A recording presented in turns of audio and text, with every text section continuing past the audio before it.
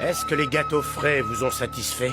Oui, ils étaient très bons, merci. Avez-vous aimé la viande qu'on vous a servie? Oui, Abraham, nous avons apprécié ces plats délicieux. Où est Sarai, ta femme? Est-elle là? Nous avons une nouvelle importante à lui communiquer. Elle est dans la tente. Qu'as-tu à lui dire de si important? L'année prochaine, je reviendrai vers toi à cette même époque, et Sarai, ta femme, aura un fils. Si c'est la volonté de Dieu, ce sera possible. Oh, mais je suis vieille et mon mari aussi. N'y a-t-il rien qui ne soit impossible à Dieu?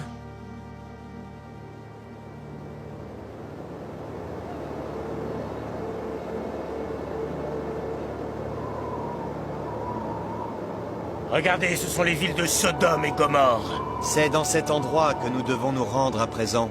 Sodome et Gomorre sont des villes où domine le mal. Pourquoi vouloir vous y rendre? Parce que l'Éternel a dit, le cri de Sodome et Gomorre s'est accru et leur péché est devenu énorme. C'est pourquoi je vais descendre et je verrai s'ils ont agi entièrement selon le bruit venu jusqu'à moi. Et si cela n'est pas, je le saurai. Si c'est la volonté de Yahvé qu'il guide vos pas.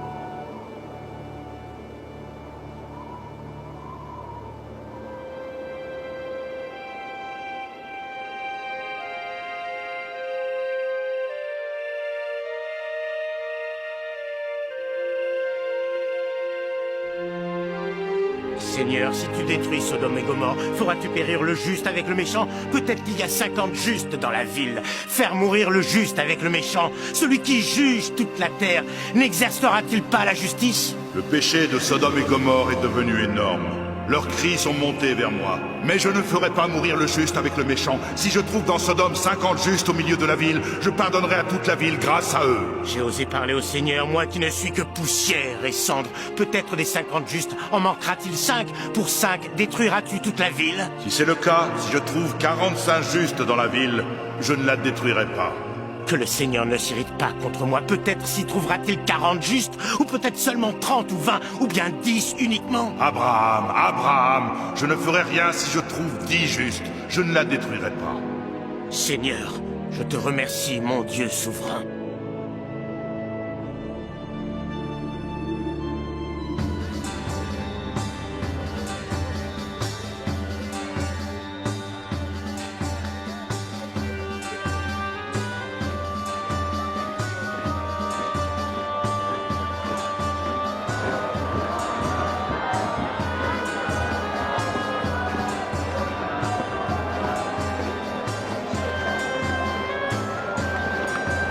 Il n'y a rien à dire, ces jeunes gens sont très forts.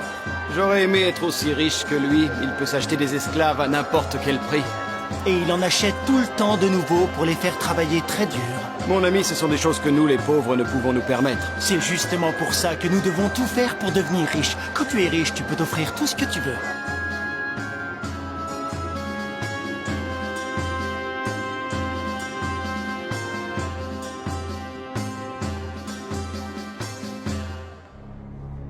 Tu devrais retirer toutes les pierres précieuses des bijoux que contient ce coffre, monseigneur. Pourquoi le ferais-je? Elles ne servent à rien sous cette forme. Tu ne peux les offrir à qui que ce soit sans prendre le risque de le rendre à son propriétaire d'origine. Mais si tu enlèves les pierres, tu pourras te faire de nouveaux bijoux. Ou bien alors faire fondre l'or et l'argent pour les transformer en pièces. Après seulement, tu pourras les distribuer si le cœur t'en dit. Ou alors tu pourrais utiliser cet or pour te faire confectionner une nouvelle couronne pour les cérémonies à venir ou pour impressionner les rois des villes alentours. Vous m'avez convaincu, mais je me retrouverai avec un coffre vide et tout le monde dira que je suis devenu pauvre.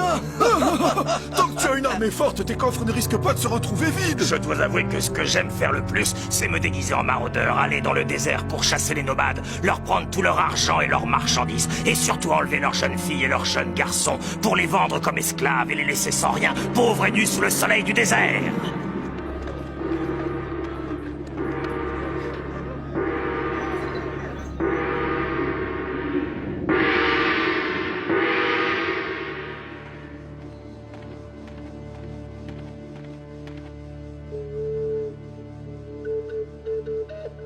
Lot, lève-toi. Sois béni, Lot, neveu d'Abraham. Je sais que vous êtes des envoyés de Dieu, mais Seigneur, entrez, je vous prie, dans la maison de votre serviteur et passez-y la nuit. Lavez-vous les pieds, et demain, vous vous lèverez de bon matin et vous poursuivrez votre voyage.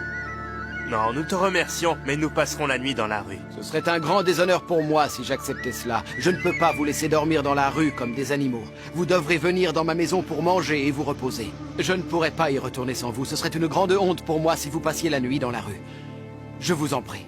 Nous voyons ta bonté de cœur et ta générosité, Lot. Nous ferons comme tu le souhaites, mais demain matin, au lever du jour, il nous faudra reprendre notre route. Bien entendu, mes seigneurs. Vous serez dans ma maison comme chez vous. Vous pourrez partir quand bon vous semblera. Vous êtes les bienvenus dans ma maison. Suivez-moi, mes seigneurs.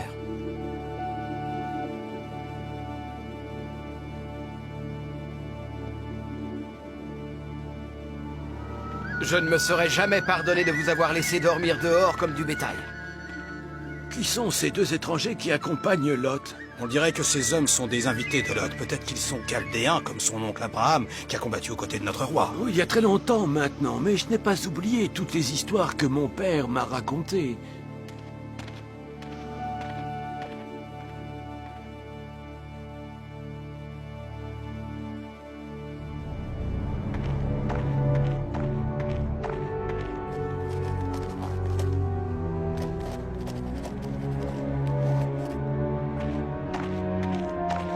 Es-tu sûr de ne pas avoir été suivi? Personne ne t'a vu entrer ici?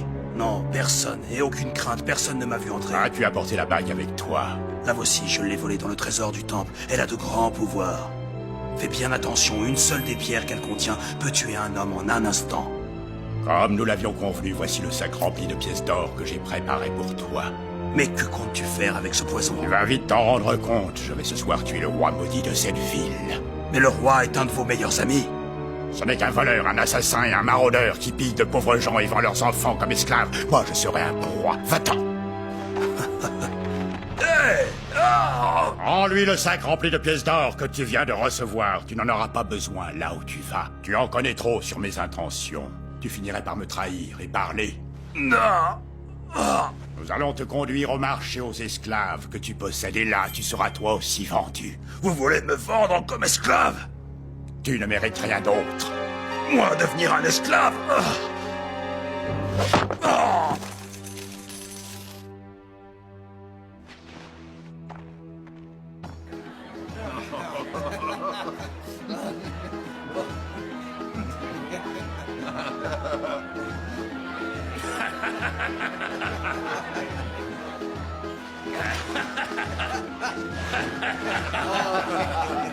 Allez, santé.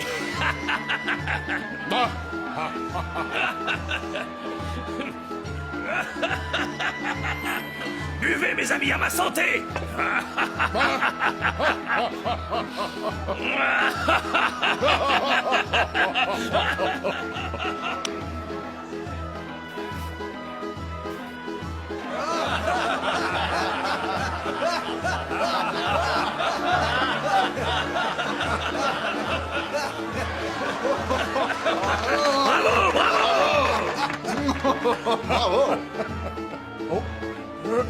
Bois, mon ami, je veux que tu boives dans mon verre avec moi. Bois, tu m'entends, bois.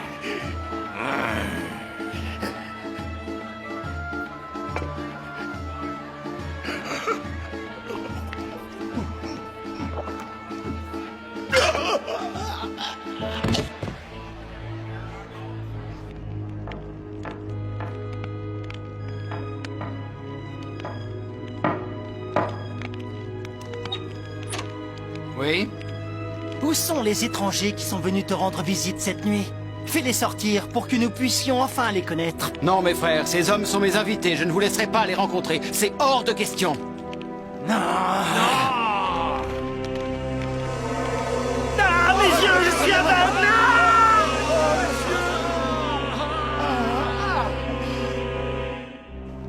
Nous vivons au milieu d'un peuple dont le péché est grand. Ils veulent s'attaquer à nous. Le Dieu éternel a déjà rendu son jugement contre cette ville dont les péchés sont grands. C'est grâce à la puissance du Dieu des cieux que nous sommes encore en vie. Et maintenant, que devons-nous faire, mes seigneurs? Prends tous ceux qui sont avec toi et tout ce qui t'appartient dans la ville, fais-les sortir de ce lieu. Car nous allons détruire cette ville à cause de la violence et du péché qui y règne. Mais toi, Lot, tu as été trouvé juste aux yeux de Dieu. Fais donc sortir toute ta maisonnée, tes fils et tes filles, de peur qu'ils ne périssent dans les ruines de la ville, car nous allons la détruire par le feu. Pilar, ce vieux singe se croyait bien plus malin que moi. Il était très riche et j'avais commencé à l'espionner en cachette. Demain matin, j'irai prendre toutes ses affaires et voler son or. Alors tu deviendras encore plus riche, sans doute le roi le plus riche et le plus puissant de toute la terre. Levons nos verres à ta gloire et à ta santé, ô notre roi. Sa Majesté! À la richesse et à l'argent, qu'il y ait toujours une abondante nourriture à ma table, que je sois le maître absolu sur les hommes et les femmes, et que ma force les fasse trembler. C'est là ce que je veux. Buvons à mon bonheur!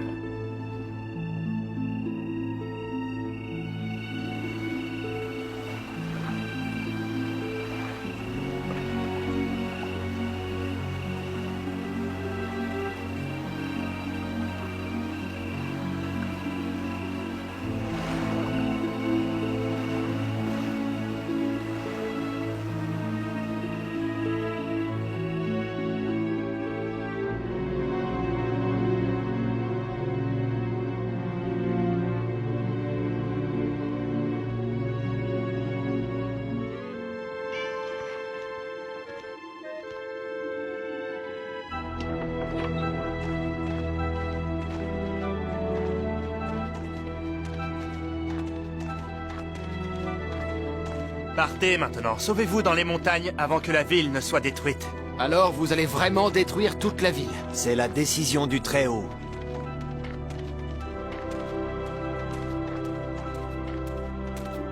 Il faut partir vite, Lot, si tu ne veux pas périr dans cette ville.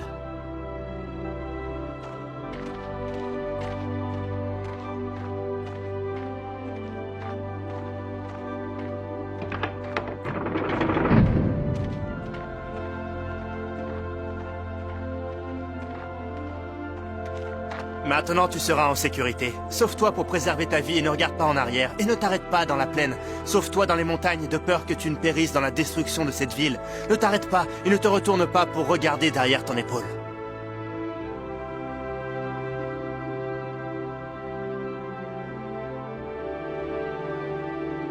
Ne regardez pas ce que vous avez laissé derrière vous. Ne vous retournez pas. Écoutez mes paroles. Devant vous, il y a la vie et derrière vous, vous laissez la mort.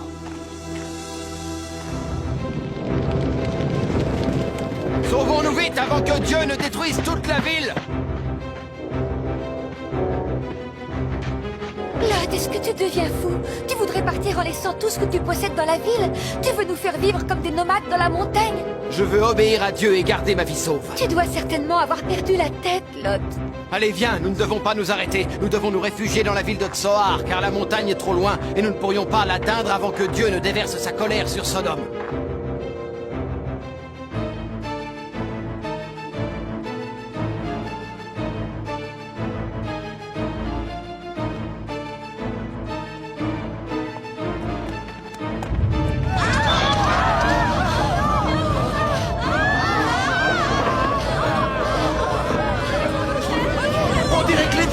Contre le roi, c'est la malédiction sur Sodome!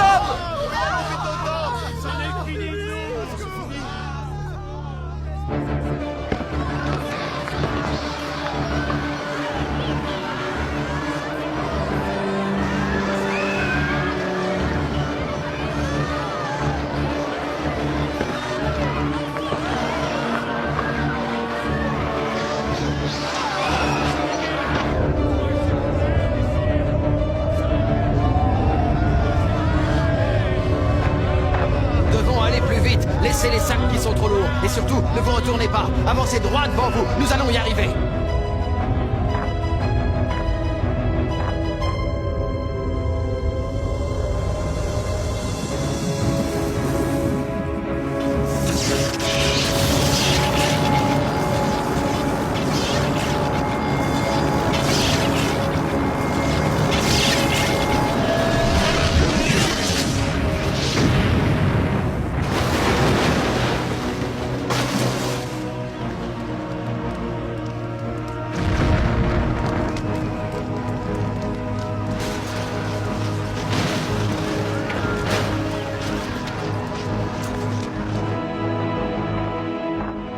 Oh Yahvé, sauve-nous, nous te prions.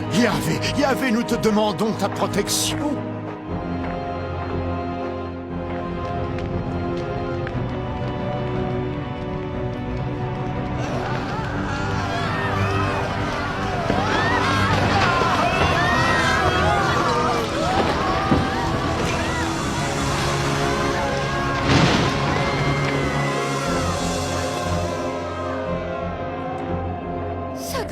train de brûler et je brûle avec elle. Je vais tout perdre, ma jolie maison, tout dans cette ville que j'aimais tant.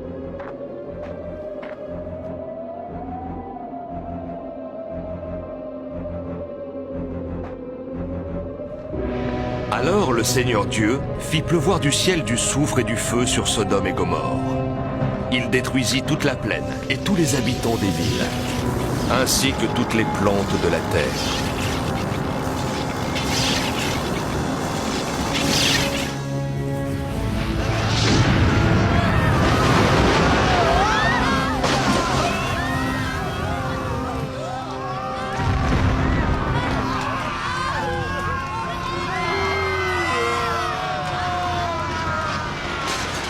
Ne vous arrêtez pas, et ne regardez pas par-dessus votre épaule, avait dit le Seigneur à ceux qui avaient trouvé faveur à ses yeux. Mais la femme de Lot regarda en arrière, et elle devint une statue de sel.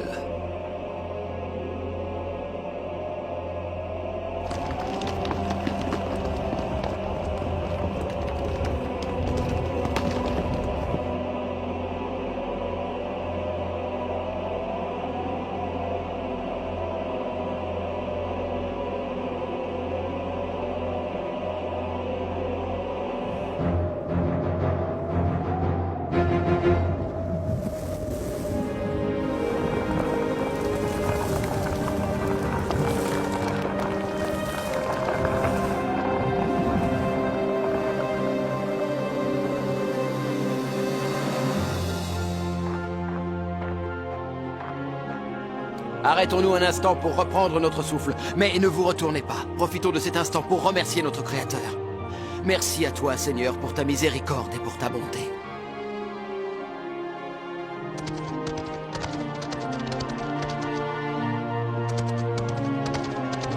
Allez, encore plus vite, je veux savoir si mon neveu Lot et sa famille sont sortis indemnes de cette ville. Dieu devait préserver les justes et détruire les méchants.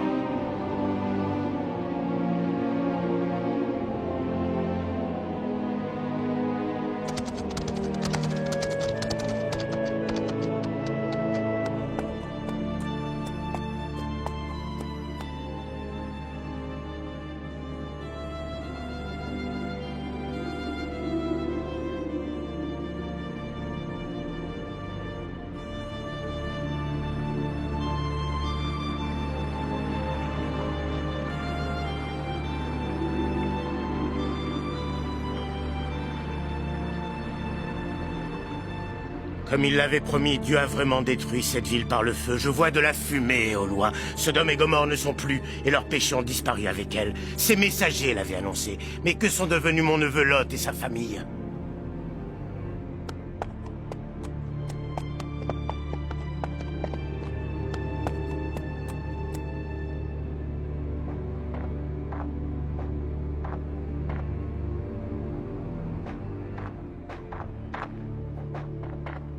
Lot, c'est bien toi. Oh.